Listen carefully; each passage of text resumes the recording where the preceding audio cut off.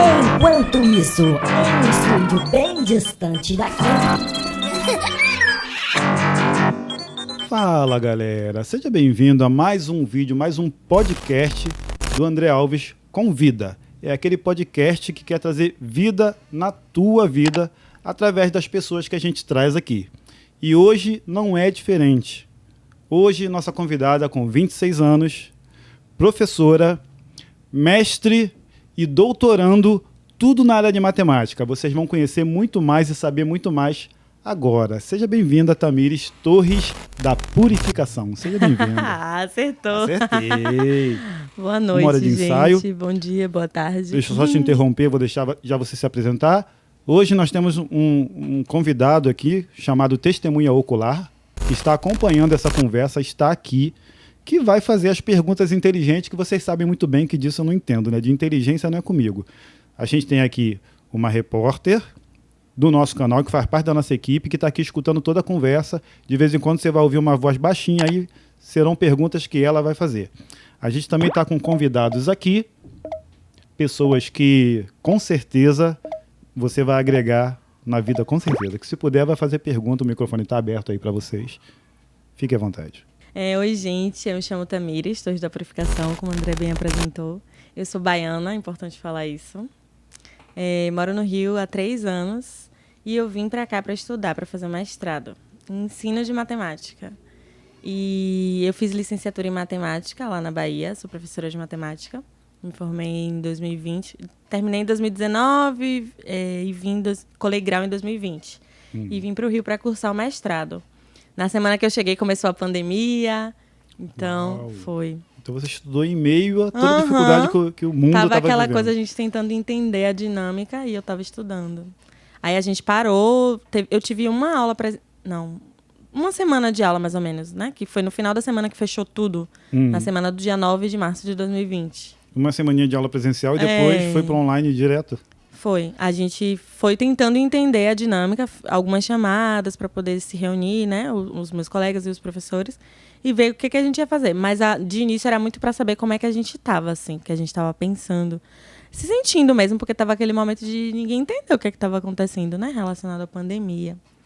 E aí a gente foi ajustando as aulas e aí fazendo as disciplinas. Aí eu voltei para Salvador, aí depois eu vim de novo para o Rio. E aí estou até hoje. Aí terminei o mestrado e agora eu estou fazendo doutorado na UFRJ também. Fala sobre o prêmio que você está concorrendo, sobre a disputa aí, não sei bem o que é. Explica pra gente. Então, Prêmio XP, é isso? Prêmio XP de Educação Financeira, na categoria de pesquisadora, que foi a minha pesquisa de mestrado sobre educação financeira numa perspectiva antirracista. Que maravilha. E aí, posso falar um pouco sobre a pesquisa. Eu sou de Salvador, como eu falei, de um bairro periférico, que é o Nordeste de Amaralina. E lá eu vi as pessoas, tanto da minha família quanto do bairro, fazendo várias coisas relacionadas a se organizar financeiramente. Então, bater laje, aquelas casas, né, que constroem em cima da outra. Aqui no Rio chamam laje também. De uma. Porque aqui eu vejo o pessoal falar muito de quintal. A ideia de quintal, de morar junto, não sei o quê, de se organizar, né, a família. Aqui no Rio a ideia de quintal é aquela parte lá de baixo. É o chão, é o térreo. Cercado, cercou é quintal. Entendi. Você tem a casa e aquela área e ali. a parte de cima chama laje mesmo. A parte de cima a gente chama laje. Seja como for. Entendi. E aí eu vi as pessoas fazendo essas coisas lá no bairro e movimentando a economia lá. E os discursos de educação financeira falavam que as pessoas que estão na periferia e as pessoas pobres, né, em geral, não sabiam sobre educação financeira.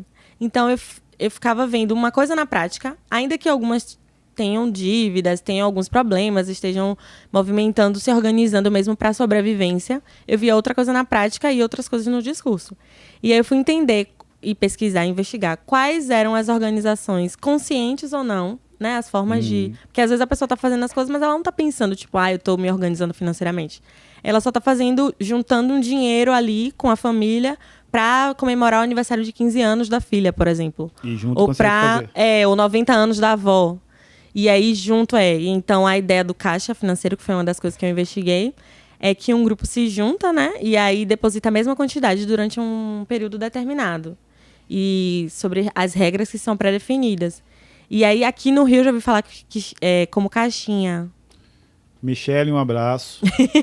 Ela é responsável por uma caixinha. Minha Você sobrinha, participou? Já participou? minha filhada, aliás. Tá Minha vendo? sobrinha, ó. Então, Responsável por uma caixinha. Pois é, e é uma bem forma. legal. E aí eu perguntei, né? E pesquisei. As pessoas que eu entrevistei. Por que você, por exemplo, prefere colocar o dinheiro no caixa financeiro e não no banco? E aí falavam, tipo, porque como o caixa é em grupo, a pessoa tem um compromisso, ela tem que pagar como se fosse um boleto, né? E aí tem aquela responsabilidade, a consideração com as pessoas que estão junto. E às vezes com o banco ela pode colocar o dinheiro lá e depois sacar, precisar fazer alguma coisa. Tem essa acessibilidade mais fácil, né, ao dinheiro, foi o que me falaram. E aí eu olhei para isso e fiquei pensando como é uma forma que as pessoas encontraram. A gente não sabe as origens, mas tem essa movimentação que é muito forte. Já ouvi falar também em outros estados do Brasil que acontece, mas de uma outra forma, ou com outro nome, mas de forma parecida, assim, ou de outras formas também. Então, professora, o ser humano, desde a Revolução Cognitiva, ele começou a pensar por si só. Então, ele acha um jeito de fazer. Você não acha que esse discurso de dizer que a classe mais baixa não sabe trabalhar com dinheiro, não tem educação financeira, isso não vem de uma classe que não conhece a gente? Já estou me colocando na classe porque eu sou.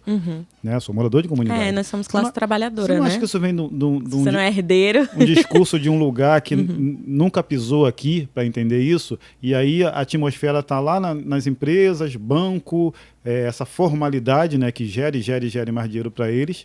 E essa outra classe que está, sem colocar o dinheiro no banco, fazendo o dinheiro render. Não é isso? Porque assim, eu sou levado... pela mídia e, enfim, pelas coisas que ouço, a colocar o meu dinheiro no banco, porque o banco é seguro, o banco é que vai render, o banco é que é o legal, e eu posso fazer isso dentro da minha casa, eu posso fazer isso com a minha vizinha, eu posso fazer isso com um grupo, como você colocou.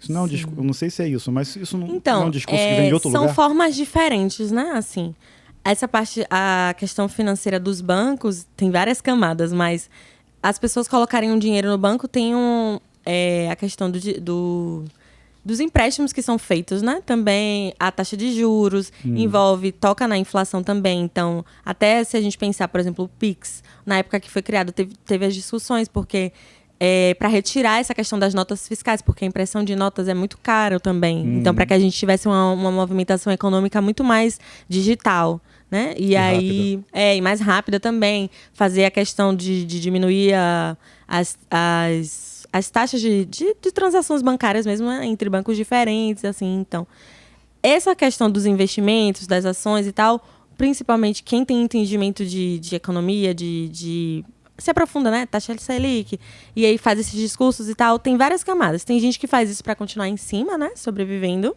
ou não sobrevivendo, mas vivendo dessa forma mesmo de ganhar, que falam muito sobre colocar o dinheiro para trabalhar para você e tal. Então, a pessoa que entende muito sobre isso e que movimenta mesmo para continuar, tipo, tendo dinheiro e continuar estando por cima mesmo, assim.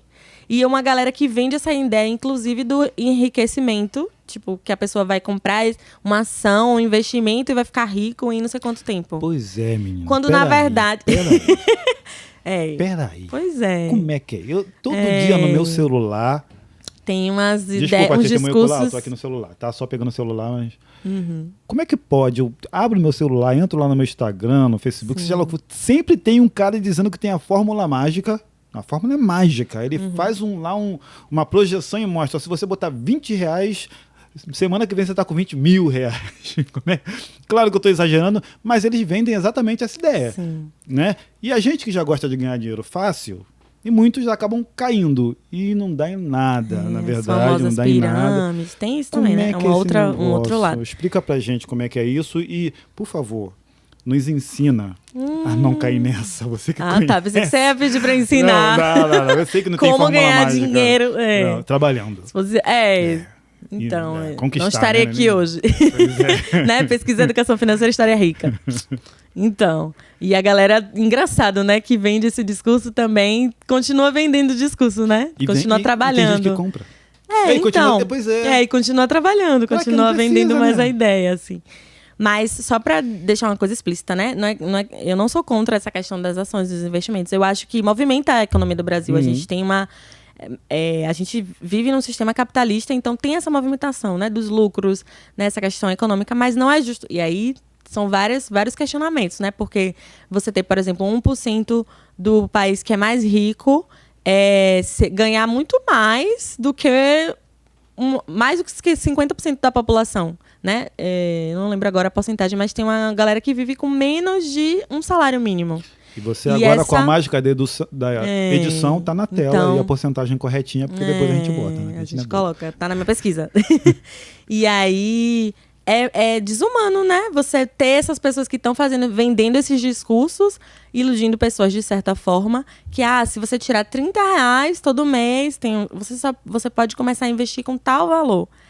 A pessoa pode, mas eu vi tem outras demandas da vida, né? Que às vezes a pessoa não vai conseguir fazer aquilo. Uhum. Então, por exemplo, o caixa é uma solução para isso, de certa forma. Que já fizeram, né? Não sou eu que estou dizendo, as pessoas já fazem isso, né? Eu fui olhar para isso como uma forma de organização, de auto-organização dentro das situações que eram possíveis.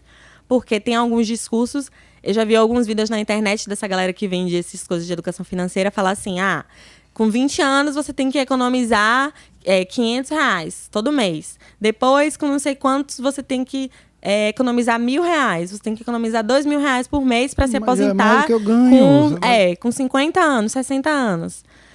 Então, assim, às vezes é muito mais do que uma pessoa ganha. E aí ela paga aluguel, paga a conta de luz, paga a conta de água, paga todas as despesas. Como que ela vai? Não tem como. Sabe? São discursos, assim, que são de iludir mesmo, assim. E que coloca também na responsabilidade do indivíduo de que é aquela coisa. Você é responsável pelo seu dinheiro. Se você não se organizar, você não consegue.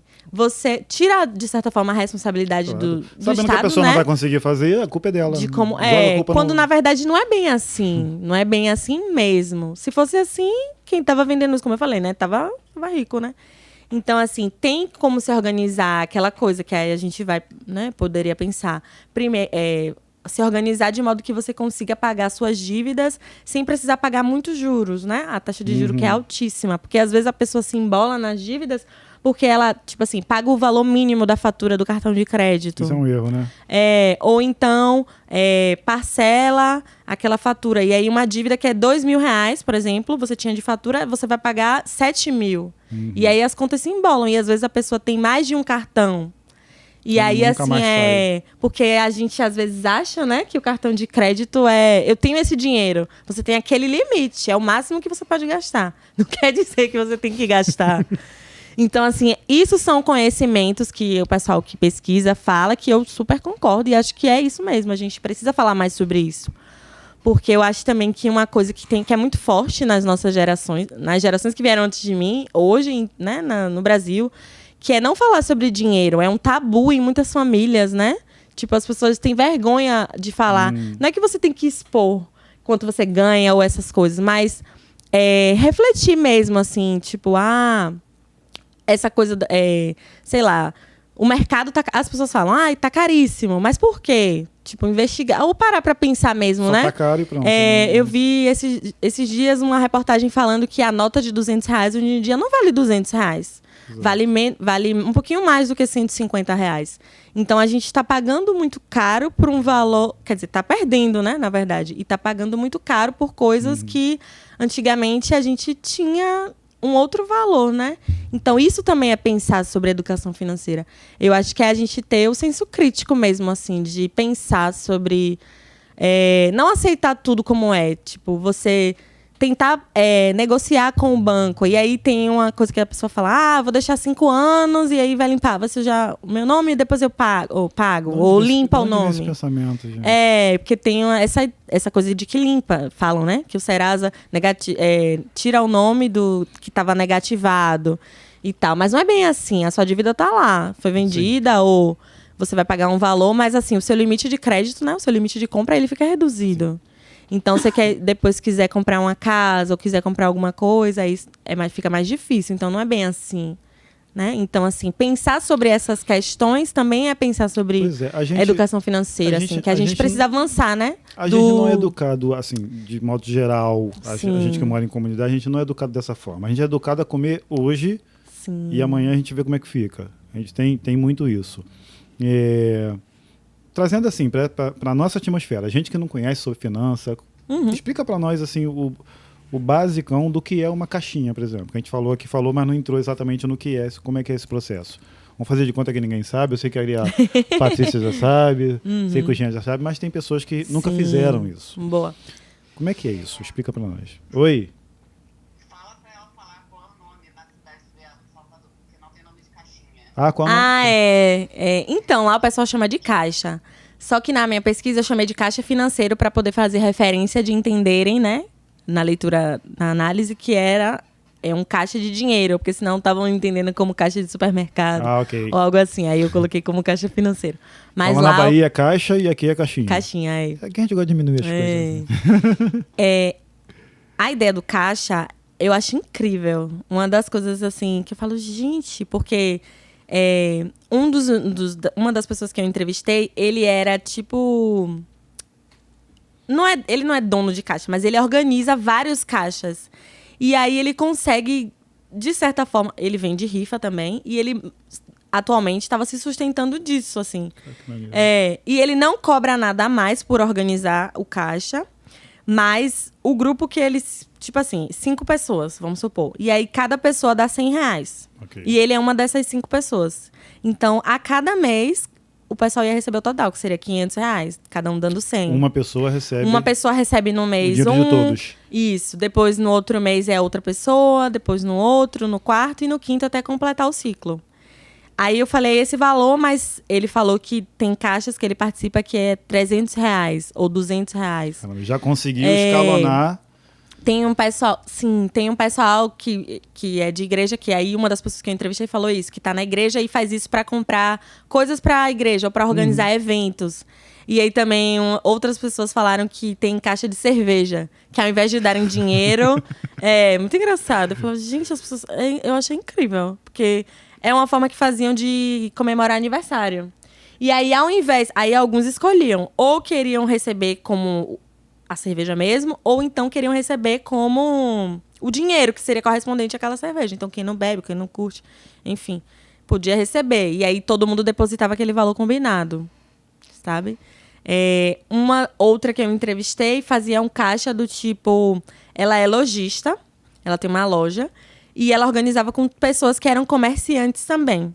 E esse dinheiro do caixa é uma forma que utilizavam para comprar as mercadorias do próprio comércio. Do próprio comércio. Cara, incrível. E aí não precisavam mexer no dinheiro, e era um caixa semanal. Então não precisavam mexer no dinheiro da loja. Tinha esse dinheiro que todo mundo depositava toda semana.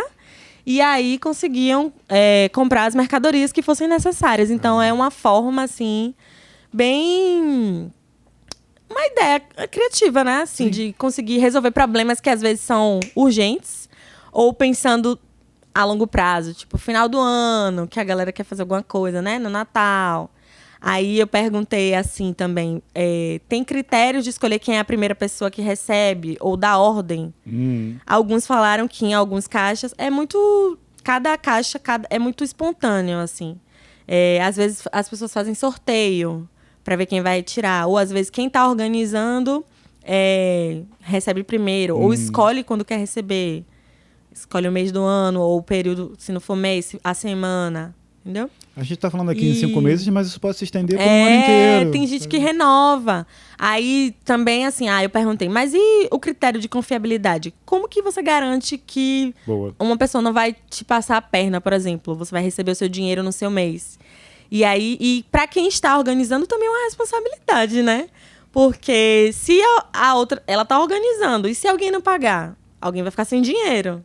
Sim. Aí tiveram umas que falaram, acho que umas 2 pessoas, eu entrevistei acho que 7 pessoas, 2 falaram que já tiveram problema. E aí elas passaram a fazer, elas tiveram que cobrir. Então as pessoas que não pagaram, elas que tiveram que ficar colocando até acabar o caixa, porque elas estavam organizando. Então não é uma coisa tão aleatória assim, né? Mas aí... São com pessoas... que são conhecidas. Sim, sim. E aí, né, normalmente são nos nichos ou na família, ou grupo de trabalho. E aí falaram muito isso também, de passarem a fazer só com pessoas que conheciam, assim, para poder Entendi. justamente garantir essa É. confiabilidade mesmo, né? Porque é dinheiro, É assim. por isso que na igreja acaba funcionando bem, né? Porque normalmente tem uma coisa que une as pessoas, né? Uhum. Pra confiar, assim. Lá tem a questão de ser o mesmo bairro. E aí lá no bairro eu investiguei isso também. Tem a feira do bairro. Isso também nas periferias também é muito forte. Aqui eu reparei que tem o comércio muito forte, né? Sim, Tem sim. lojas, tem restaurante, enfim, lanchonete. Não, aqui tem pessoas admiráveis. A padaria a pizzaria que você viu é o dono da padaria aqui, que é o dono de um outro restaurante ali. E assim, trabalharam muito. Imagino. Eu acompanhei um pouquinho, dá para saber que trabalharam de verdade e merecem o que tem. Uhum. Algumas Isso- pessoas de fato têm, independente da situação financeira, as pessoas são determinadas a Sim. conseguir. São pessoas fora da curva, né? E também tem uma questão, assim, nos bairros, né, que são mais periféricos, de você ver como que isso faz com que o dinheiro circule no próprio bairro. Que é muito importante. Tipo, sem romantizar, mas é saber que tá gerando empregos também ali. Tá fazendo com que você deixe de ir, por exemplo, em um outro bairro, que é mais distante, para comprar no próprio bairro. A periferia pensa assim?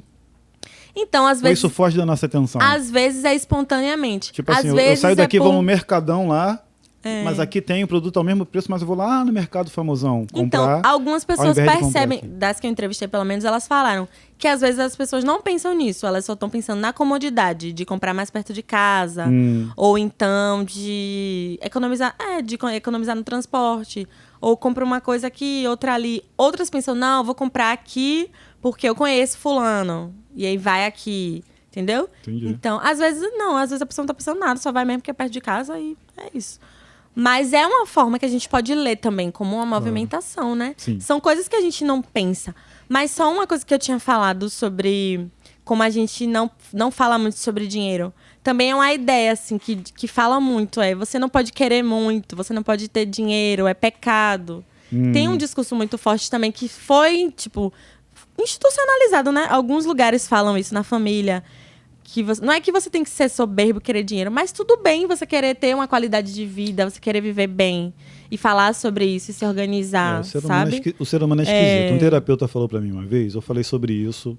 Eu trabalho muito com projeto social há muito tempo e eu procuro tentar entender as pessoas que a gente está tentando ajudar, né? E ele disse que, assim, enquanto eu tô pobre, tá tudo bem. Somos super amigos, a gente tá ali um ajudando o outro. Eu subi um degrau, acabou. Eu sou traidor, eu sou metido, eu tô nariz em pé e não tô. Sabe?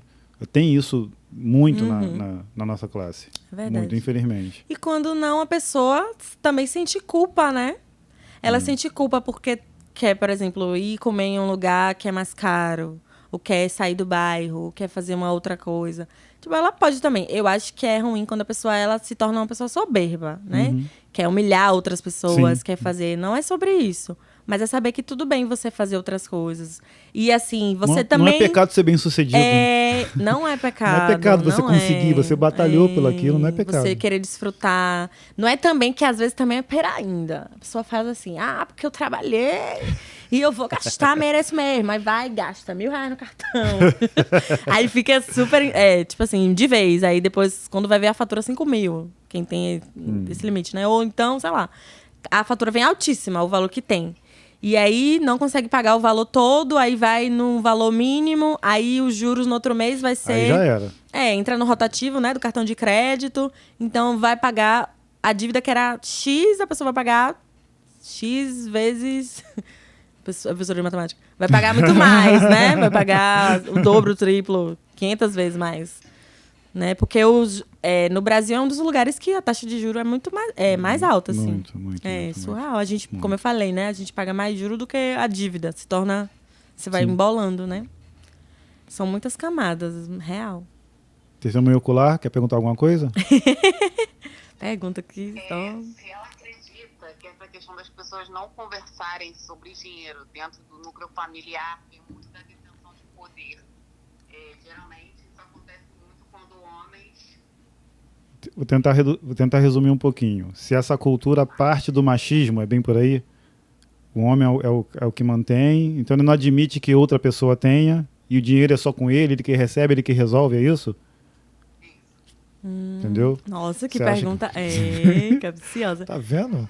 Adorei. Pergunta inteligente vem daqui. Mas ó, Esse aparelho vale ouro. elementos A para as pergunta próximas pesquisas. Mas vou falar sobre a minha visão, né? De coisas que eu já li, assim. De pessoas que têm pensado sobre isso. Tem dois...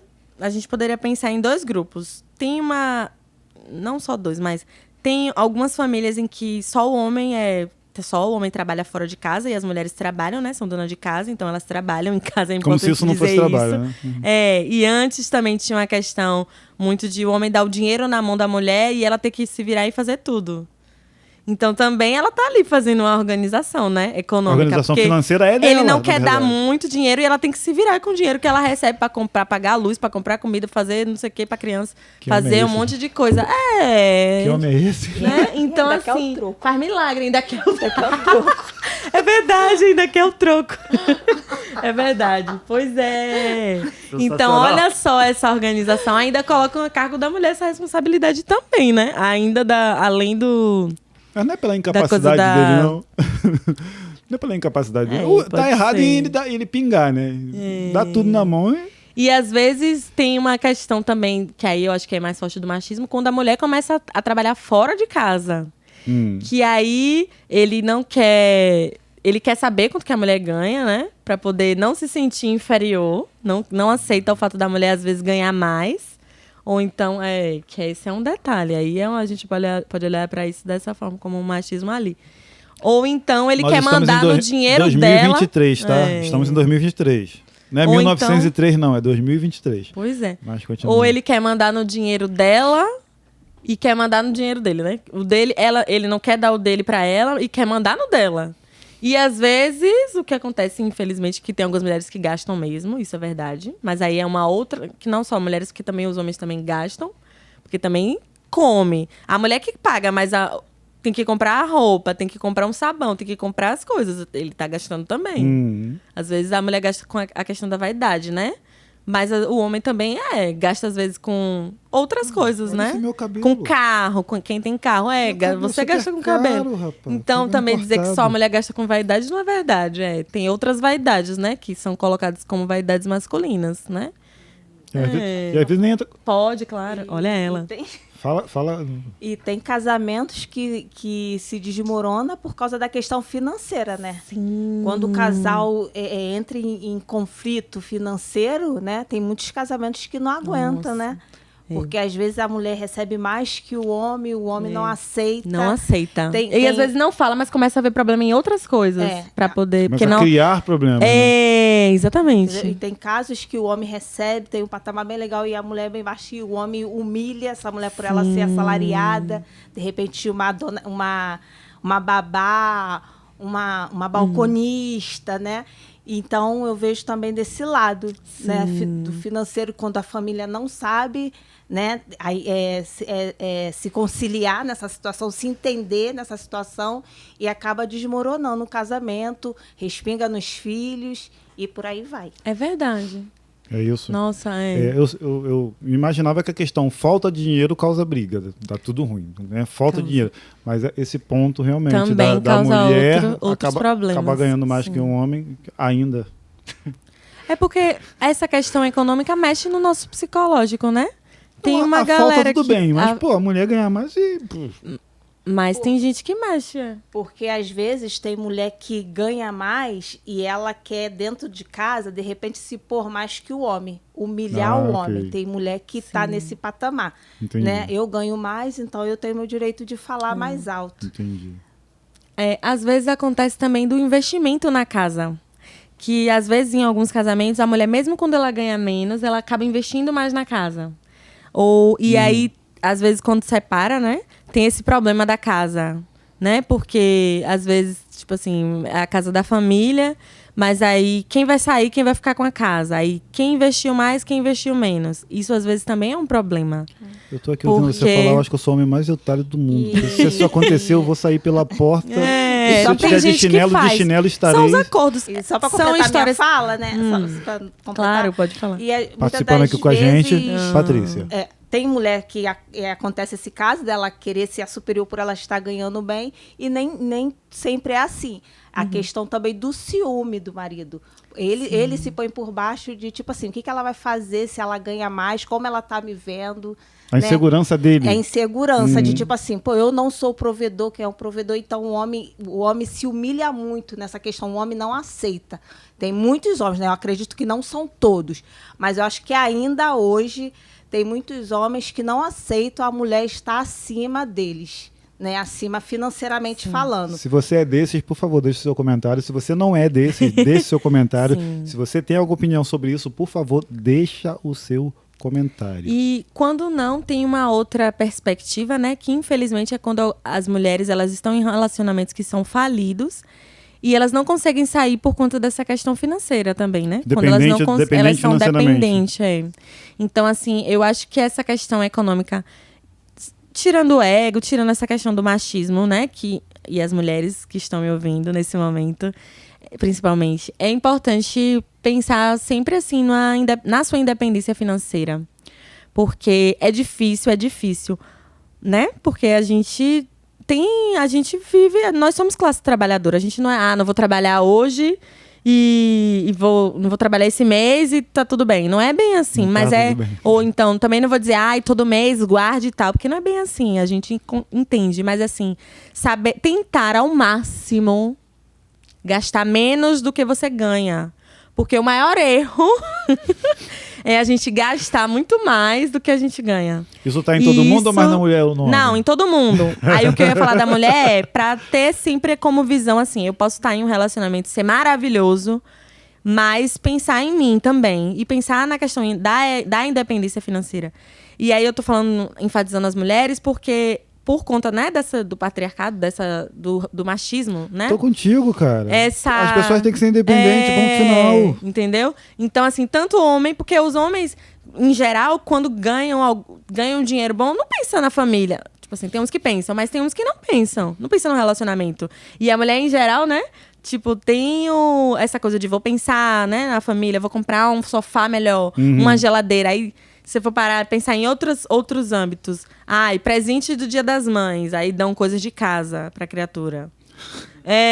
Então essas coisas que também a gente pode dar um pensar. fogão novo. Dar um fogão. Não, tem que ter a compra da casa. Como e tem se que fosse ser presente. da família. Dividir, ver. Lógico que eu concordo que quem ganha mais tem que dar mais, né? Na família, assim.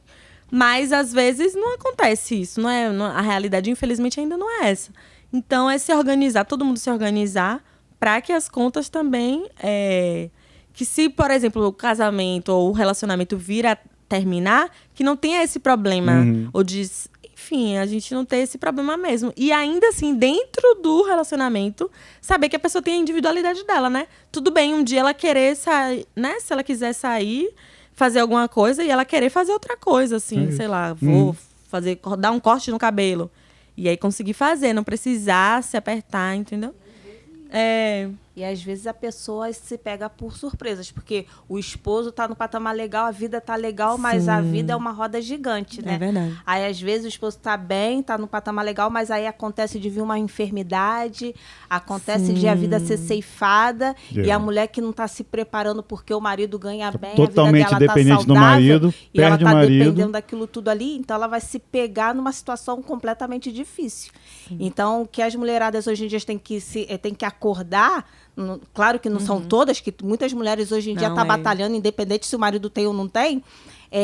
Aqui um exemplo. Essa pessoa que você não está vendo, só ouvindo. É uma trabalhadora, eu conheço, eu sei que é. E às vezes até sustenta a família, carrega nas costas, né? Aí essas mulheres que acham que pode estar vivendo no padrão do marido, na hora que se pegar nessa situação, não vai ter o que fazer. Porque tem mulher que não sabe fazer nada, a não ser trabalhar em casa e cuidar dos filhos. Sim. Esqueceu de si. Ela viveu pro lar. Então, quando se pega nessa situação, fica perdida. Então, as mulheres que vivem nessa situação podiam se despertar e começar a pensar nelas, no prover delas, né? Também. E não tá pensando só no, tipo assim, não, meu esposo tá num patamar legal, tá tudo bem. Sim. Exatamente. Então, isso também é pensar sobre independência financeira e é também pensar sobre educação financeira. Então, acho que muito mais do que ficar falando dessas outras coisas que eu tinha falado no início, né? Que esses discursos falam, é a gente trazer essas reflexões, porque isso também faz parte, sabe? De refletir sobre questões econômicas e financeiras da população, né? Eu acho assim, da classe puxando a trabalhadora. sardinha aqui para uma coisa que eu gosto muito, não são todas, mas tem ainda bem que tem algumas organizações, vou dar exemplo da igreja, que faz esse tipo de coisa. Faz, não quer dizer que elas vão aprender, ou eles, ou Sim. todos, mas tem igreja que faz esse tipo de coisa. E é bom você ter um lugar onde as pessoas se encontrem, porque no corre-corre da comunidade, a pessoa está no corre o tempo todo. Sim. O tempo todo no corre. Tem que ter um lugarzinho para parar, para ouvir alguém assim, né? Ouvir ela, parar reunir pessoas. Pô, galera, vamos fazer isso aqui, ó. Aprendi com a professora, isso aqui, isso. Vamos fazer assim agora, experimenta. Mês que vem vocês me dizem como é que foi, vamos ver se funciona. É porque a gente não tem isso de verdade. Sim. A gente só tem o jornal de que mataram, de que roubaram, de que bateram o tempo todo. E a Ou gente, então fala que a pessoa não sabe mesmo e a gente liga e bota naquilo Acabou. ali, dá audiência para isso. Mas, sei lá, o movimento da Bolsa, por exemplo, a gente que reflete na nossa realidade. Né? Tudo reflete. Né? Tem outras coisas, né? Tem muitas coisas sobre isso. E tem coisas que estão mais próximas das nossas realidades, né? Assim, por exemplo, às vezes a pessoa se embola também quando vai sair de férias, ou tanto quando vai sair de férias que ela volta, em alguns lugares que ela recebe, né? Quando vai sair de férias, e aí quando volta não recebe, e aí compra tudo no cartão, aí se embola. Esquece e aí que só vai receber no outro mês. Esquece que não vai receber ou finge que não esquece. Ou então também a época do 10º, no final do ano. Todo mundo acha que tá rico. Né? E aí acaba usando o dinheiro. É importante, porque a gente quer viver bem, quer comer bem. Olha como não é mas, difícil assim, ser inteligente, né? O 13º é aquele lá que vai faltar. É só guardar ele que vai cair certinho. Vai ficar todo mês com o Ou salário. então você tipo assim, a pessoa, né, consegue, tá com dívida, pega uma parte do dinheiro e paga. Mas se conseguir, tá muito embolado, tenta negociar. Não deixar, tipo, deixa lá, depois eu vejo. É a pior coisa que a pessoa pode fazer. Porque vai ficar essa bola de neve. A maioria acaba fazendo. Acaba fazendo, infelizmente. Porque é um delicado, né? Dá dor de cabeça a pessoa, não quero resolver, é chato. Começa a receber ligação. E essa ideia do que eu falei dos 5 anos, né? De deixa pra lá e tal. Não é bem assim. Dá pra tentar se organizar. Às vezes a pessoa consegue negociar e pagar uma dívida bem menor. Isso são várias coisinhas assim que a gente pode ir refletindo próxima da nossa realidade para depois a gente pensar em fazer investimento ou fazer uma outra coisa, sabe? Ou também usar o caixa como... Já vi também a pessoa colocar o dinheiro no caixa e usar o dinheiro do caixa para pagar uma dívida. Já vi também, né? Falarem isso. Verdade. Então são formas que já fazem também, né? Que já são feitas. Doutora, vamos mudar aqui um pouquinho de assunto. Olha, já me deu o título. Doutorando é doutora. Filho de rei é rei. Eu recebo essa graça. É isso. É isso. 26 anos, preta, baiana e já doutorando. Isso é normal? É comum? Não. Não é. Não é comum. É isso, né? Eu acho que as oportunidades foram me encontrando. É importante dizer isso, porque não é mérito só o que eu... É também, porque eu fiz o movimento, mas porque as coisas foram... O movimento foi... Das oportunidades foi acontecendo. E a roda girou, né? Outras mulheres foram estudando, outras pessoas foram pesquisando, principalmente mulheres negras também, né? Tanto as que trabalharam para que a minha geração tivesse conseguido estudar e conseguir estudar também. E que hoje... E aí eu participei de um evento aqui no Rio de Mulheres Matemáticas, que foi o primeiro encontro brasileiro de mulheres matemáticas, que foi incrível. Que eu olhei assim e falei, quero ser doutora também. Nem sei o que é direito, mas eu queria. E aí lá no evento tinha foi um momento, assim, das mulheres poderem falar, discutir essas questões que envolvem, porque a matemática, né, e o ensino de matemática, porque tem matemática pura, matemática aplicada, matemática ensino, mas a gente pensou como matemática, como essas áreas em comum, essa interseção, de como, às vezes, a gente não tem a visibilidade nem o respeito que deveria ter, né? Por sermos mulheres pesquisadoras ou professoras e cientistas, no caso. Então, esse momento do evento, eu pude conhecer também outras mulheres matemáticas e a gente formou um grupo, Mulheres Negras na Matemática, para falar, ser um espaço de aquilombamento mesmo, da gente falar sobre as nossas experiências, divulgar os nossos trabalhos, impulsionar, divulgar vaga, divulgar coisas que faz a gente continuar, assim. Então, infelizmente, menos de 10%, né, das mulheres negras que entram nos cursos de exatas não concluem a graduação. Gente. Então, é um número muito, muito baixo, né? Eu não quero ser a única, assim. E aí eu vim, né? Tô aqui pra incomodar. E não tô sozinha, né? Tem um bonde, tô vindo e a gente vai abrindo caminhos também. Que essa porcentagem possa Tá aumentar. vindo mais gente aí. Que possa aumentar essa porcentagem de fato. E ao que você atribui, se é que você pode responder, eu não sei se você pode responder essa pergunta, mas por que você acha que só 10% conseguem chegar até o final? Quais são as dificuldades? Sim. Eu acho que os desafios são anteriores a esse. Primeiro porque as ciências exatas, que são ditas como as mais difíceis, né? É colocada nesse lugar de poder de que algumas pessoas têm a habilidade de estudar e outras não têm. Só que, na verdade, isso não é verdade. Na verdade, primeiro, na infância tem uma questão de estímulo. Porque quem é estimulado a pensar, a raciocinar logicamente, ou a pensar coisas desse tipo, assim, né? Que sejam problemas mais considerados mais difíceis. São os meninos, né? Em geral.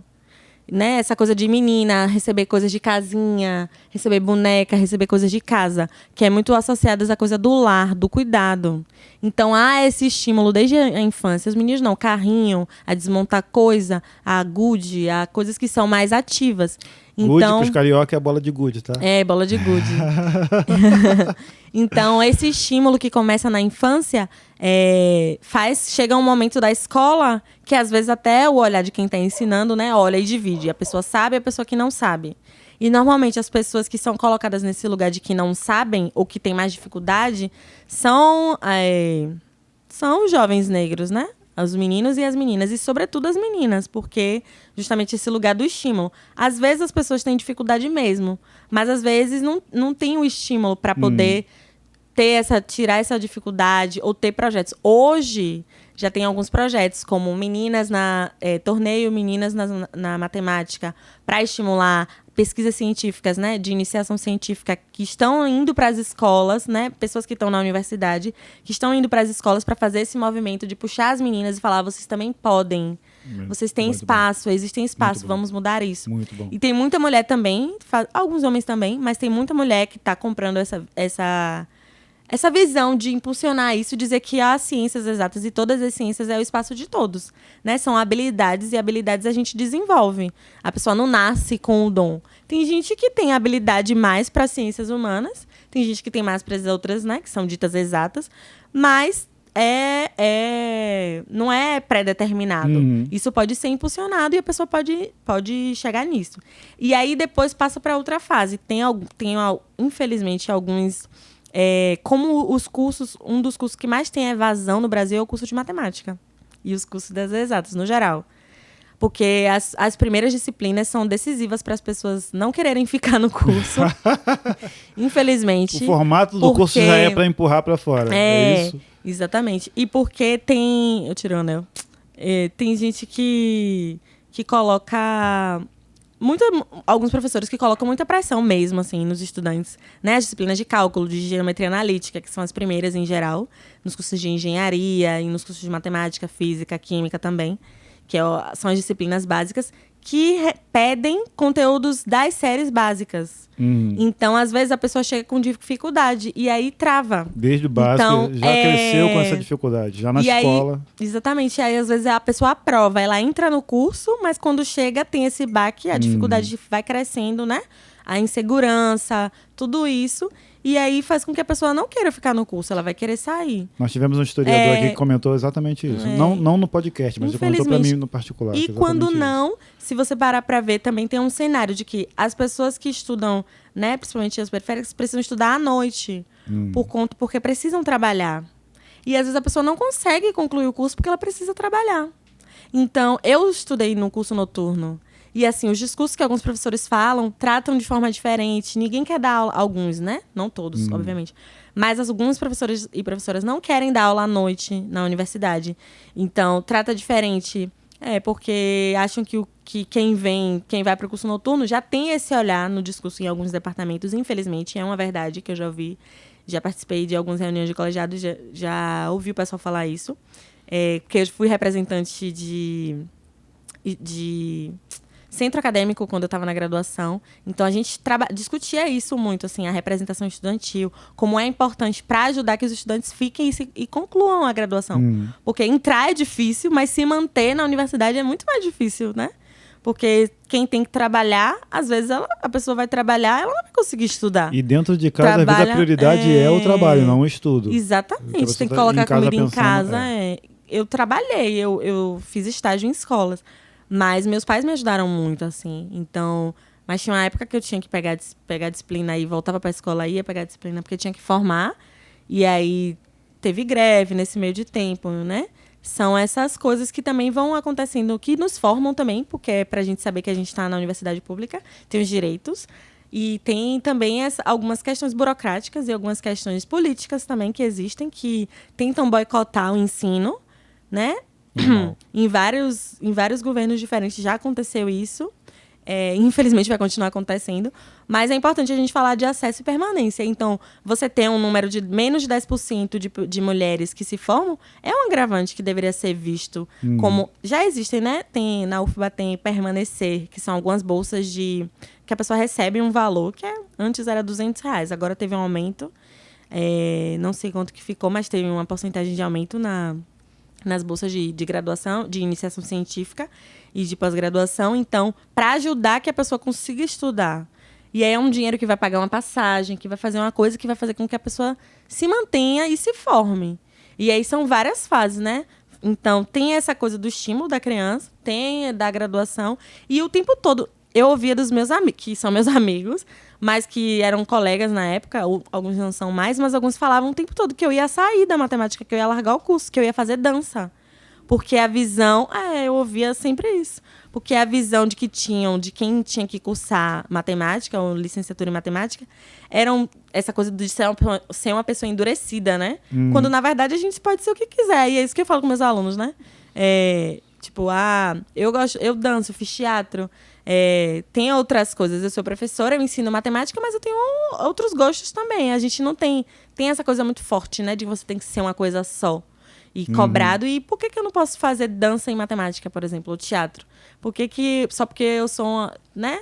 E aí, algumas palestras que eu tenho dado, eu pergunto, vocês acham que eu sou professora de quê? E aí tem os estereótipos, né? Tem um corpo que é determinado para... As pessoas julgam, né? Tá instituição, infelizmente, tá muito enraizado essa ideia de quem tem cara de que faz certa coisa e quem faz.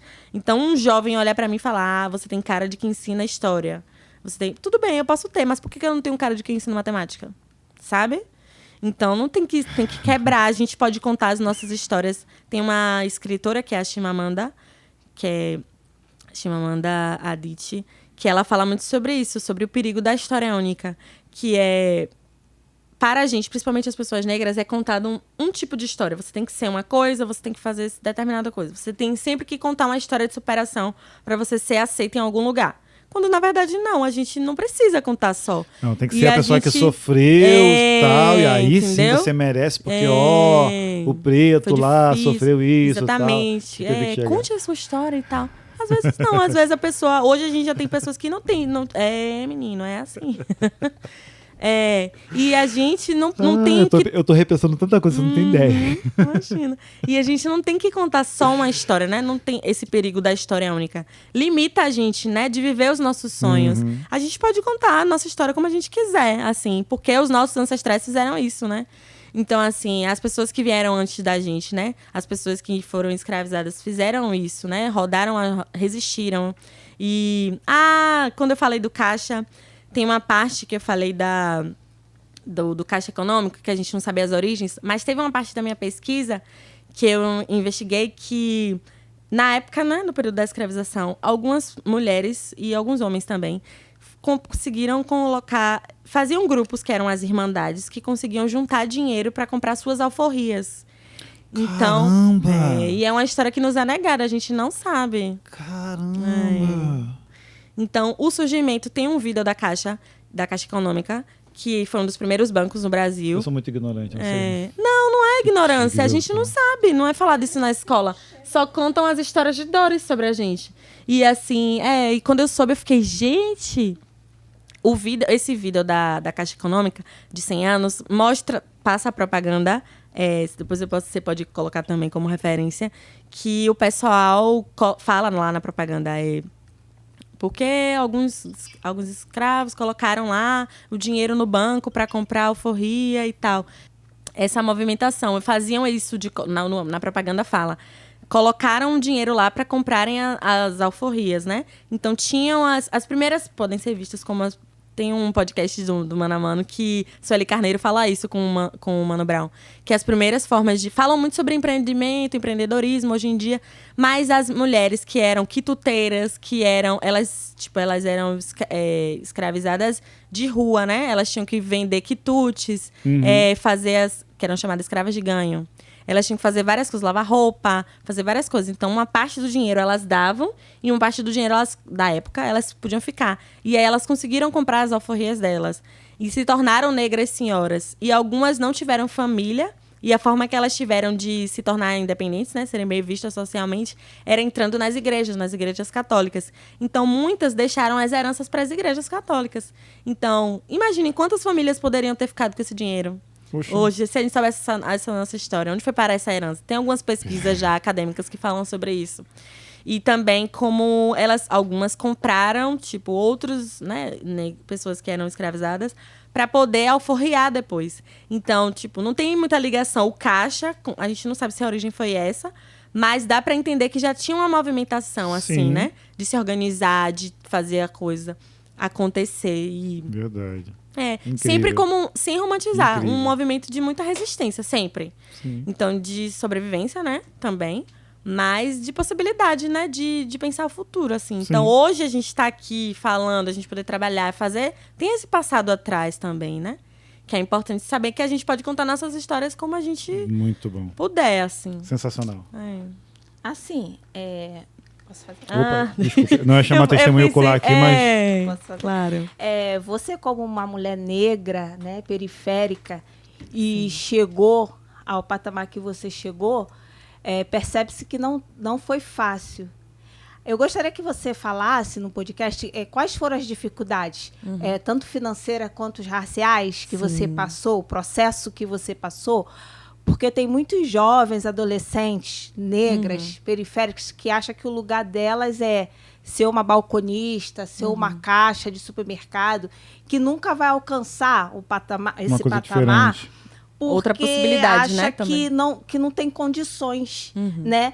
E você pode mostrar para essas pessoas que a condição não está por ter dinheiro. A condição está em você batalhar pelo aquilo que você quer, você ter força de vontade, você ter esperança, perspectiva, né, de uma vida melhor e você correr atrás. Mas tem muitos jovens que têm a autoestima baixa, que acham que não consegue passar dali. Sim. Eu vou emendar, porque ela fez a pergunta que eu queria, só que ela foi bem melhor. Mas eu queria que você respondesse isso para ela, mas também levasse isso para a sala de aula, porque você tá com uma garotada de 15, 16. Como é que tá a cabeça deles? Sim. Entende? Então eu queria que você respondesse isso dela e trouxesse também para dentro da sala de aula, porque ela está convivendo com essas pessoas, com esses jovens, né? Sim. No dia a dia. É contigo mesmo agora. Sim. Eu acho que primeira coisa, assim, a gente pode, como eu falei, né, contar nossas histórias da forma que a gente desejar. Eu acho que primeiro eu falo muito isso com meus alunos, tudo começa com um sonho. A gente precisa se projetar mesmo. Falo, eu tenho ousadia, dinheiro eu nunca tive.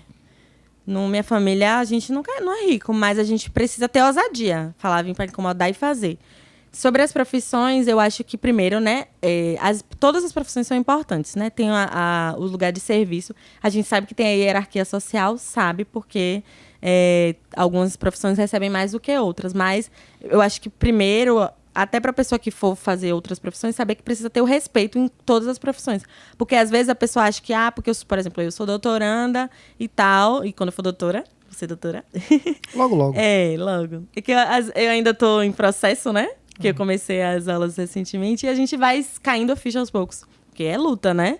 E isso também, celebrar as nossas conquistas é super importante. Porque às vezes essas coisas a gente tem que batalhar sempre. A gente não comemora. Falam que a gente tem que estar armado o tempo todo. Só pensa na próxima luta. Já na próxima luta vai fazer o quê? É muito ruim, a gente tem que celebrar. Mas a gente também tem que respeitar. Não é porque você chegou em outro patamar que você vai tratar fazer uma pessoa se sentir mais inferior. Porque senão você vai estar sendo muito... Não faz sentido você chegar ali, né? Igual eu postei um discurso da minha formatura no meu Instagram, que é @proftames, que eu falei assim, um diploma não tem valor se você esquece de onde você veio, independente de onde você está indo. Uau. E o conhecimento só tem valor quando a gente passa adiante. Então, acho que hoje, estar na sala de aula, falar sobre isso, estar aqui hoje, falar sobre isso, é sobre isso também, né? Contar um pouco da minha história para impulsionar outras pessoas. Então, eu acho que vai ser difícil, não vai ser fácil. Mas o meu sonho, assim, de princesa, é que um dia a gente consiga ser fácil também, sabe? Não precisa...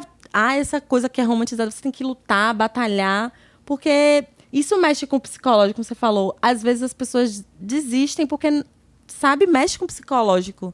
Essa coisa de você ter que ser forte, você tem que conseguir, você tem que aguentar, você tem que fazer o seu melhor. Tudo é super sacrifício. É muito ruim normal, isso. comum. Né? Eu falo, gente, um dia quero dormir só, sei lá, É importante você ser forte, a pessoa...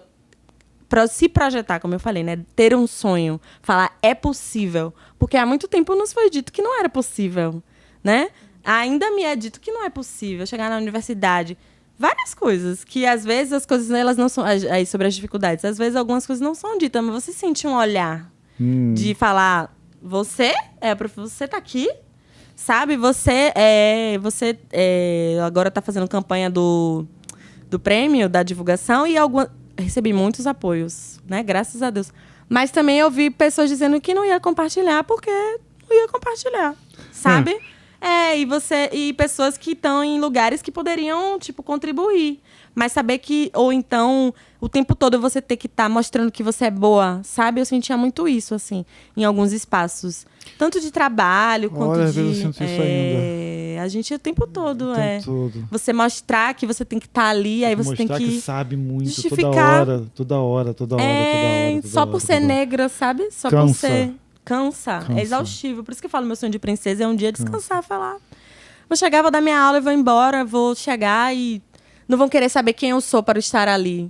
Querem que saiba que eu estou ali e me respeitar porque eu estou ali. Não porque eu tenho que mostrar quem eu sou, porque eu estudei, ou porque, sabe? Então, eu acho que as dificuldades vão existir. Elas são importantes, mas elas também não devem ser romantizadas. Uma coisa que acontece muito, que eu passei muito na graduação, como eu tinha que trabalhar, tipo, às vezes deixar de assistir a aula de uma matéria para poder estudar para outra. E aí ter que trabalhar, e aí ter que fazer certas coisas, e não sei o quê. E aí dizer, você não conseguiu terminar, ou se reprovar em uma disciplina, porque você não fez o suficiente. Que é isso de ter que ser boa o tempo todo. E a gente pode errar, né? Então eu acho que é, sobretudo, humanizar os nossos jovens também. É muito doloroso. Antes era porque não tinha escolha, a pessoa não tinha escolha de estudar. A pessoa tinha que trabalhar, né? Tipo, meus avós e tal. Ou trabalhar em casa, ou trabalhar fora de casa mesmo. Enfim, trabalhar cuidando da família. Mas hoje a gente tem a escolha de estudar. Mas isso não deve ser doloroso, né? Não deve ser... Tem que ser comum, né? E também saber que a pessoa... Tipo assim, a pessoa com 17 anos tem que resolver o que ela quer fazer da vida... Sabe? Aí tem algumas pessoas que falam, com 14 eu resolvi. Mas foi a pulso, né? Hoje a gente ainda tem essa liberdade maior, né? De, tipo, você pode estudar, né? Os pais conseguem, alguns conseguem, tem que trabalhar e fazer também. Mas saber também, eu acho que qualquer pessoa, independente da idade, não precisa ser tão jovem para começar a fazer uma faculdade ou realizar os seus sonhos. A pessoa pode tentar, né? Tipo assim, pelo menos tentar. O não a gente já tem. Essa cobrança que vem de fora. E se não der gente, certo, muda, faz outra coisa, por exemplo, sabe? a Patrícia que vocês não estão vendo tá aqui, como mãe, imagina ela vendo o filho dela, sei lá, tá todo mundo batalhando para chegar num determinado curso lá e o filho dela não chegou. Como é que fica o coração dela como mãe? Ao pensar que, caramba, meu filho não... E agora? Sim. Eu não vou estar aqui para sempre. Porque isso tudo passa na nossa cabeça. Eu não vou estar aqui para frente, que meu filho não vai chegou. Poxa, meu filho é incapaz. Não, às vezes não é isso. A gente não consegue entender que... Né, não, tem que estar com tantos anos, tem que estar em tal lugar. Com tantos anos, tem que estar em tal lugar. Mas essa pressão vem de fora. Vem mesmo. E quando a pessoa é preta, é maior ainda, né? Quando ela é parda, preta e parda, negra.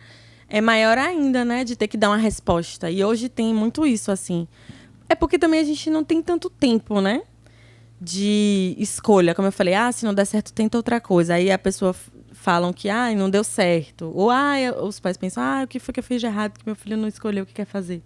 Mas às vezes não sabe, né? Não teve essa oportunidade. Não sabe. A gente às vezes se questiona da nossa profissão, não é? Nossa, eu falo, gente. Mas assim, eu acho que hoje... Se eu fosse dizer nessas dificuldades, né, difícil, as noites que eu tinha que estudar, que eu chorava e falava, meu Deus do céu, eu não quero mais. Mas aí no outro dia respirar e falar, vai, sabe? E eu acho que, sobretudo, é buscar os nossos lugares de apoio. Tanto na universidade, quanto na família. Ou se não tiver apoio na família, um grupo de amigos, ou um grupo de estudos, ou na igreja, ou no seu centro, né? No seu centro espírita, enfim, o que você tiver da sua vida, no seu barracão, o que for. A pessoa buscar esse apoio, porque a gente não é ninguém sozinho, sabe? Nunca. Então, ter fé, ou fé no que você acredita. Se você não acredita em nada, você acredita em alguma coisa, né? Em você mesmo. Eu falo muito isso com os alunos. Então, eu acho que hoje estar na sala de aula, quando eu falei da premiação, todo mundo... E tal, os alunos, aqueles olhinhos, eles fazendo campanha, votando e tal. Muito bonito, sabe? Muito legal. Tipo, falar, meu Deus, eu sou jovem, tô fazendo isso. Por isso que eu acho que a gente tem uma missão, né? E é isso, deixa essa mensagem de paz. De primeiro sonhar. Primeiro a gente sonha. Depois a gente vê o que a gente vai fazer. Se não der certo, faz outra coisa. Faz parte. E tá com vergonha, tá com medo. E assim, também, né? Tem profissionais, se a pessoa precisa de uma ajuda psicológica, buscar um profissional que vai poder ajudar, um psicólogo. Tem os grupos, né? Em algumas escolas tem roda de conversa com os jovens. Algumas não tem. Tem psicólogo da instituição. Né? Na universidade tem também. Buscar uma ajuda. Fora disso, tem também alguns que fazem trabalho, que é aquele voluntário. Às vezes a pessoa paga um valor mínimo, às vezes não paga nada, para poder ajudar. E respirar mesmo, respirar. Porque quando a pessoa é jovem, ela quer tudo de vez também, né? Quer decidir a vida, né? O filme e das agora paradas eu vou fazer aí, o quê? O filme das paradas, né, que ganhou o Oscar, é tudo no mesmo lugar o tempo todo, é isso? Não assisti, não. Tudo em todo lugar, em todo lugar, o tempo todo, um título desse aí. A gente vive meio isso, né? A gente vive meio isso, fazendo tudo ao mesmo tempo, estudando, trabalhando e já pensando no cursinho, já pensando no exército, já pensando no outro curso, já pensando no trabalho, o tempo todo, num tempo que o tempo é o mesmo, desde que a Terra se iniciou. 1 hora continua sendo 1 hora. Mas a cambada de obrigações que surgiram... Porque às vezes a nossa cabeça tá assim, né? Pensa em ser várias coisas. Você tem que mostrar, você tem que chegar, você tem que mostrar resultado, você tem que fazer, você tem que dar uma resposta, você tem que ser bom, você tem que... E se não der certo, e às vezes isso também paralisa, né? E a pessoa não consegue fazer nada. Se não der certo é fogo, né? E se der certo? Mas a primeira coisa que a gente fala é se não der certo. Porque também tem uma galera que é meio coach que usa esses discursos, né? Porque se você tentar, você vai conseguir. Não é sobre isso. E será que por causa dessa cobrança, que muitas das vezes vem dos pais também, muitas das vezes vem dos pais, falando em questão dos jovens e adolescentes, né? Em questão dos pais, essa cobrança de fora. Sim. E, de repente, talvez por isso que tem tantos jovens hoje em dia com síndrome do pânico, ansiedade. Nossa, é verdade. E estamos virando, e está se gerando uma geração assim de jovens perdidos na sociedade. Né? Gostaria até que você falasse também um pouquinho sobre isso. Você não acha que tem que ter um podcast dela? Eu acho, viu? Que ela para assim, ela fala, nossa. Nada, tá arrasando. Ela tá trazendo questões de psicólogo, né? Psicologia. Ela precisa de matemática. Né? Mas várias camadas aí. Mas Não, fato. Mas a gente fala da vivência, né? Também, assim, do olhar, trabalhar já há alguns anos com jovem, a gente vai fazendo algumas leituras. Aprendendo. Eu acho que, tipo, é importante os jovens terem responsabilidade. Desde mais novos, né? Saber aquela coisa, quando é criança, não determinar se é a menina da família só que vai, tipo, ajuda na tarefa, o menino vai fazer, não faz nada. Porque tem algumas famílias que são assim. Mas é das responsabilidades. Bota o lixo pra fora, lavar pelo menos o prato que comeu. Vai criando essas responsabilidades pequenas que é sem pressão. Porque aí, quando a pessoa entender que vai chegar um momento que ela vai ter que dar uma resposta, né? Terminei o ensino médio, vou fazer o quê? Então, mas às vezes a pessoa não sabe. Mas eu acho que quando você vai trabalhando, inclusive dos próprios responsáveis, né? De saber que eu não tenho filho ainda, mas minha mãe sempre falou, a gente cria o filho pro mundo. E hoje eu penso muito isso com meus alunos, né? Os filhos dos outros. Mas, pelo amor de Deus. Mas de dizer que uma hora vão ter que como você falou, não vai ter mais os pais, vão se lançar no mundo. Mas quando isso é construído na infância, na adolescência, o diálogo. Obviamente que tem famílias que não são bem estruturadas, a relação não é, né? Isso que eu tô falando é um cenário perfeito, né? O ideal. Mas, pelo menos um diálogo, saber ouvir também o seu filho, o que a pessoa ouvindo, o que ele tá pensando, o que você tá pensando. Porque normalmente o que acontece na adolescência se afasta, né? Não existe esse diálogo. Não existe. É muito difícil. Ou se existe, é o mínimo, é o básico. E às vezes o sonho... E aí o que acontece também em algumas famílias? Os responsáveis projetam no jovem aquilo que gostariam de ter feito. E aí é um trauma para todo lado. Porque o jovem não vai fazer, a jovem não vai fazer. E o pai ou a mãe, o responsável, enfim, não vai ficar triste, porque vai achar que não fez o suficiente, porque na verdade era o que a pessoa queria, não que o jovem... Não que o filho queria. É o que o pai quer, entendeu? Não que o filho quer. Então eu acho que isso é um detalhe. Então eu penso muito no diálogo, né? Em um lugar que seja possível, e um lugar que não seja possível, em algum momento vai ter que ser. Ou o jovem vai fazer 18 anos e vai meter o pé na porta e vai dizer tchau, tô indo. Vou morar em outro estado, vou fazer outra coisa. Ou vou cair no mundo, que alguns fazem, né? Tem uns pais que fingem que tem diálogo, né? Fala, filho. Assim o filho não fala, falar. Não quero. Pai fala não. Mas, em vez de tentar trocar, não é uma troca. Fala, filho fala, o pai diz não. Ou sim, e acabou. E pensar como hoje a gente tem a possibilidade dos cursos, né? Das formações, fazer um curso, ir fazendo o estímulo para despertar, porque a pessoa não vai saber se ela não fizer nada, só ficar no videogame, ou ficar só no celular. Hoje tem as redes sociais, né, que ficam não sei quantas horas, 10 horas do celular, 10 horas, 11 horas, não sei quantas horas por dia. E aí não dorme, vai, não sei o que, tá na sala... E aí... Que bom. Quando chega como é que essa pessoa vai decidir o que quer fazer pra vida? Não sabe. E quando não, tem alguns responsáveis também que acham que tem que fazer tudo pro filho, né? E pra filha. Não dá isso dá responsabilidade. E aí não vai despertar a independência. Pega o prato na cama, leva o lanche, não deixa a criança nem cortar o pão. Deixar a pessoa crescer. E aí, no caso, né, quem for entrar na universidade também pensar que também é um espaço de ter outras vivências, não só assistir aula. Então, tipo, eu fiz algumas viagens, que eu falei que eu fui de movimento estudantil, de representação estudantil. A gente foi para Brasília, eu fiz parte de um programa que era de iniciação à docência, o PIBID, a gente ia para a escola e fazia um trabalho na escola, que era em paralelo às aulas de matemáticas que tinham. E a gente recebia uma bolsa por isso. E aí era um vínculo, né, da universidade para fazer essa ligação da teoria, do que a gente estudava na licenciatura, com a prática da sala de aula. E aí, em um momento, queriam cortar o projeto. Não queriam mais que tivesse o corte de bolsas. Aí a gente foi para uma audiência pública em Brasília. E aí eu fui representando o PIB de matemática. Meu Deus do céu, na época acho que eu tinha uns 19, 18. Eu falei, meu Deus, vou representar o quê? Vou. Meu pai, vai. Mas a gente foram os professores também, a gente foi de ônibus. Então, são essas vivências que vão dando a dimensão do que a gente vai fazer, entendeu? Vai fazendo. Eu fiz intercâmbio também, quando eu tive bolsa também. Tudo que apareceu eu queria fazer. Falava assim, vou fazer. Tinha bolsa, e tudo com bolsa. Eu estudei no México 4 meses. Olha! Engenharia em dados. Eu sou hispanohablante.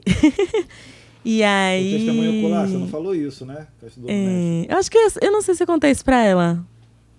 Mas eu estudei lá. E aí vai abrindo a nossa mente de possibilidades, a nossa mente.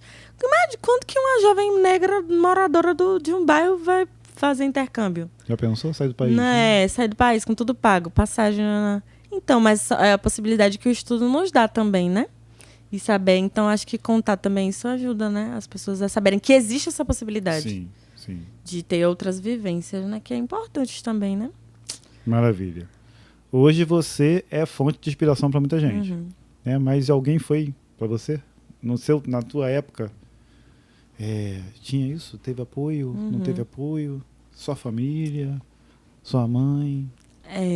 Nossa, é uma pergunta bonita, né? E profunda. Pra mim, bateu como bonito e profundo. Vou explicar por quê. Ela quase chorou, tá? Só pra você saber. Não, é verdade, porque, como eu falei, a gente não é sozinho. Eu acho que primeiro minha família. Então, tudo que eu vivi até hoje, né? Ter a ousadia de viver. Porque meus pais, minha mãe e meu pai sempre foram, assim, de falar, você vai. Vai. Sabe? Meu pai ia me buscar na faculdade, à noite, fazer o que estava dentro do possível e do impossível, né? Então, a primeira inspiração vem daí. Mas tem uma dimensão que aí eu vim me entender como uma mulher negra muito depois.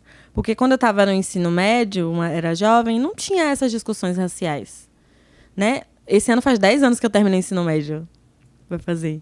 E aí, hoje, ser professora, né, de ensino médio... Gente, como assim? Um dia desses, né? Quase. Foi ontem. Foi ontem. Sou jovem ainda. Brincadeira. Mas não tinham essas discussões. Ninguém falava sobre isso. Porque hoje também... E aí, tem uma questão de não falar sobre racismo... Hoje está falando mais, mas uma época começou a falar. Não falar sobre essas questões, sobre preconceito e tal... para não incitar isso, ou para suavizar os discursos. Então, chamar uma pessoa de morena, né? Não chamar de negra, não tocar em questões disso de dinheiro, não tocar em questões de raça, não tocar de classe, não falar disso para suavizar. Então, a gente ia vivendo, terminava a escola, tinha essa coisa da meritocracia muito forte, né? De se você fizer, você vai conseguir o seu mérito, se você fizer o suficiente.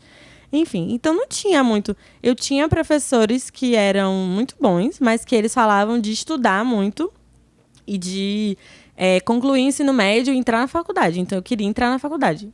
Porque eu tive professores, né, e professoras que falavam muito disso. Então, eu queria viver isso. Eu nem sabia como é que ia ser, mas eu queria. Porque foram pessoas que me inspiraram e me ensinaram, né, a viver essa outra fase. Aí depois, quando chegou o entendimento racial, muita coisa. Tipo, eu alisava o cabelo antes, que não é um problema a pessoa alisar o cabelo. Mas quando ela alisa porque não gosta do cabelo natural, que é um problema, né? Mas quando ela alisa porque gosta, tudo bem, a pessoa faz o que quiser com o cabelo. Mas aí foi um passo muito importante pra mim. Tipo, me olhar e falar, esse cabelo não me pertence. E aí, o primeiro choque pra mim foi o cabelo, né? Às vezes a pessoa se vê negra quando sofre violência, infelizmente. Ou quando sofre uma abordagem policial, ou uma parada na rua, ou em uma loja, essas coisas que a gente sabe que acontecem. Infelizmente, a pessoa se percebe nesse lugar entre aspas, diferente. Então, saber também que... Aí tem uma parte da pesquisa que eu também investiguei como os discursos de neutralidade racial são muito fortes ainda, né? O mito da democracia. Somos todos iguais, somos todos humanos, que escondem todos esses preconceitos e essas lacunas que existem, né?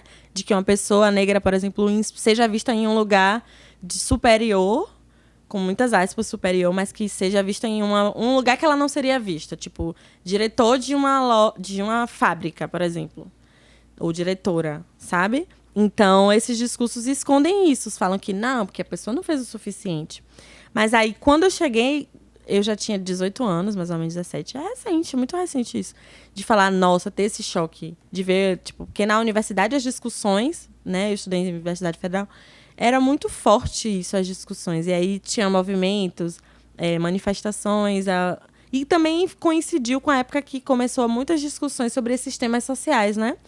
Mas de não aceitar tudo o jeito de tratamento.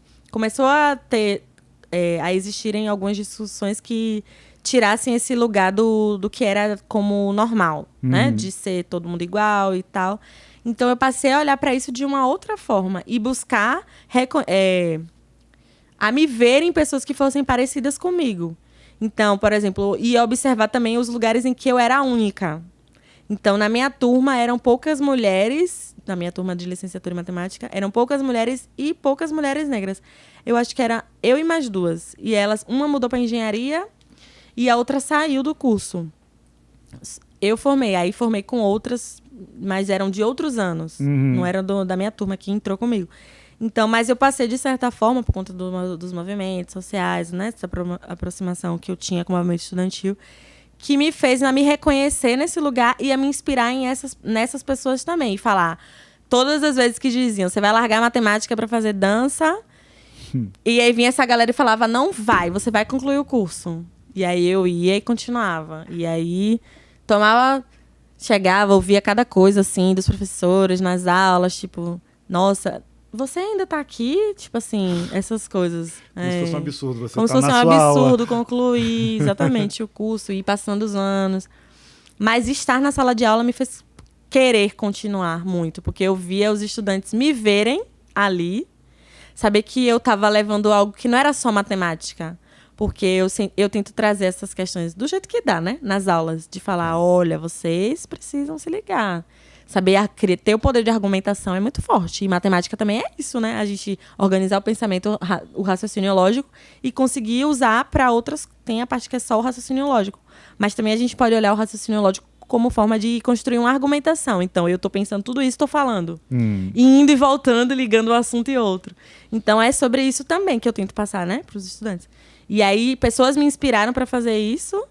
E aí, hoje eu estou tentando fazer, né? E aí, vou caminhando. Maravilha. Consegui parar de falar. É muita fala, coisa, viu? muita Pessoa, coisa. Eu queria que você, pra gente encerrar de fato, eu queria que você falasse novamente do projeto que você está, onde você está concorrendo. Fizesse o seu jabá, eu ia falar bajá, ó. Seu jabá, que a gente vai deixar o link na descrição também, para a pessoa poder votar. Obrigada. Sobre o que é, a pessoa poder entender novamente, aí voltar a entender o que é que você está fazendo. Eu estou como finalista na categoria de pesquisadora do Prêmio XP de Educação Financeira. E está em votação aberta até o dia 19, que é até o final dessa semana. E o prêmio, a premiação a cerimônia de premiação vai ser na próxima semana. E o prêmio, assim, para minha carreira, já está sendo muito importante, né? Porque as pessoas, primeiro, trazer um conhecimento que foi pesquisado pela universidade, né? Pela academia, mas que vem de algo que é fora, que tem a ver... E aí a Conceição Evaristo, ela fala, né, da escrevivência como mulheres que pesquisam, algumas mulheres negras sobretudo, elas trazem as suas vivências também para a pesquisa acadêmica, né? Não tem como, não se descola. Então, eu trazer algo que foi da minha comunidade lá, né, do Nordeste de Amaralina, olhar essa organização econômica, que também a gente consegue da onde é? Fala de novo, que você falou rapidinho. No Nordeste de Amaralina. Isso. E ver também em outros lugares, como aqui no Rio, que vocês falaram que tem o Caixinha, a Caixinha, e lá o Caixa Financeiro, e ver essas organizações econômicas para a gente pensar a educação financeira de um modo mais real, assim, com reflexões reais. E também vendo o que é produzido na periferia como um lugar de conhecimento também, que não são né? acadêmicos entendam.